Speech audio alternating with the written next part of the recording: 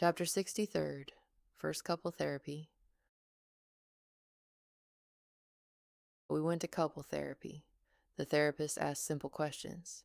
Didn't dig deep, didn't analyze traumas. You just asked, what do you want from the relationship? What's important to you? What are your love languages? And as we answered, me, then him, I heard what I'd known for a long time but never said aloud. We have different love languages, completely. We have no shared interests. None.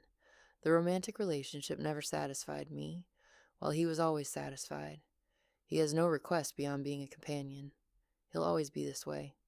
And when I heard all of this, myself, my own answers spoken aloud, with a witness, I understood.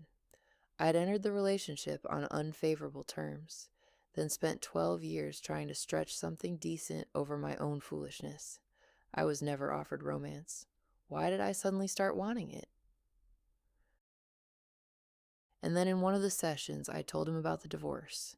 Not about plans, about the fact that I'd been planning for years, that every day, after every fight, after every silence, after every contemptuous look, I mentally left. That I'd lived with one foot out the door the entire time in Toronto. Vanya listened. For the first time in all those years, I said the truth aloud. Not in a journal, not in my head, not in a letter I'd then reread 20 times, but to him, to his face, with a therapist who wouldn't let us look away. And then the therapist asked something about the wedding. Or I mentioned it, I don't remember. And Vanya learned for the first time that a proposal had been important to me, that I'd wanted him to get on one knee, that there should have been a ring, that there should have been the words, "Be my wife." Not for a visa, not for a stamp, but for me. That a ZAGS in a neighboring city before a work meeting with a fake certificate and no dress was not my version of a wedding. It was a deal, and I wanted to be chosen. He didn't know. 8 years, Donna. And he didn't know. Because I didn't say. I didn't ask for a proposal, just as I didn't ask for help during childbirth. Didn't ask for tenderness. Didn't ask to be chosen, just as I didn't ask my mother to come back. Stayed silent. Endured. Hoped he'd figure it out on his own.